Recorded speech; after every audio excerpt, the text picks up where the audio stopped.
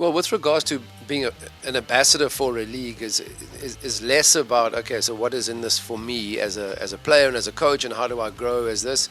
And now it's very much a case of how can I add value to the players in this league, and I'm really excited about the fact that it is growing and growing and growing, and giving players who wouldn't necessarily have a platform to showcase their skills that opportunity to excel. So, from that point of view, the difference for me now is that I've kind of got to stand back a little bit, and hopefully if there are questions and queries from the different teams, captains or players, that I can add some small value, but very different role to being stuck in and focused with a bunch of 24 players for 10 weeks. So, but hey, it's a part of life. We all evolve and we all grow and change, and I'm always up to embrace change and hopefully become a better person for it. There's nobody from my perspective where I'm saying watch this guy, watch that guy, because there's nothing worse for a young player that's been branded as the next somebody or the next something. They want to come through and just put their stamp on the game the way that they play it. So I don't want to put anybody under pressure to impress us or impress me by their fielding skills. Yeah, Zach and I go back a really long way. I mean, we obviously competed against each other, and we've worked together at MI, and he's just, technically he's had such incredible skills to take so many wickets in India as he did. He was a great exponent of swing bowling, whether it was regular or reverse swing.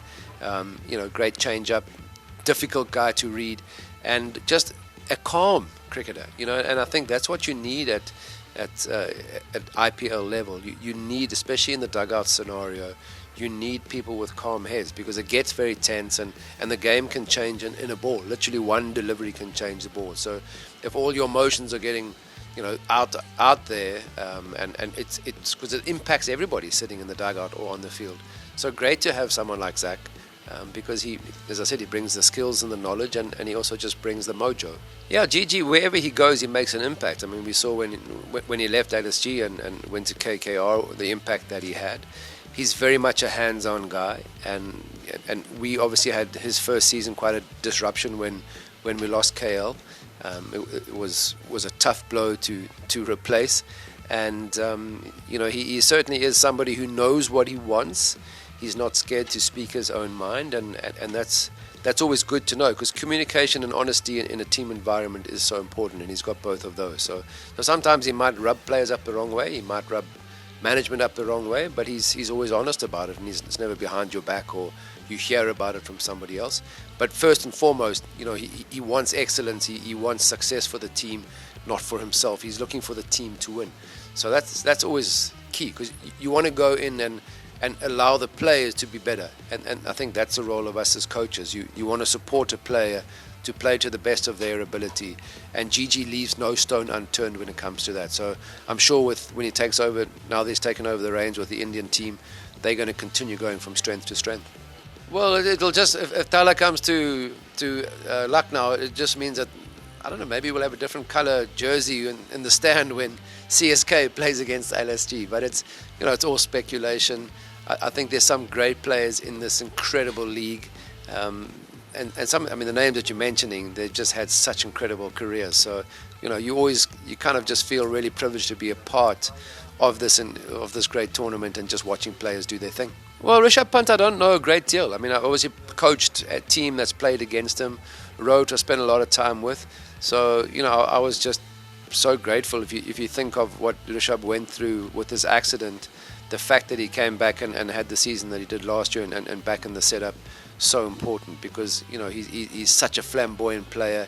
He's a real character in the game, and it was good to see that he's getting back to sort of fitness and form as well. So good to see him back on the field.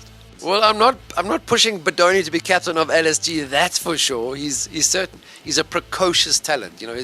He's short, so he's got a low center of gravity. He gets under, good length delivery. He can hit it anywhere around the ground. He's got such fast hands. I know, I've worked with Badoni now for 2 seasons. Justin Langer was so impressed with that sheer talent that he has in his first season. So he's the kind of guy that you expect these sort of knocks from. He reminds me a bit of Herschel Gibbs, where when he comes good, it is spectacular.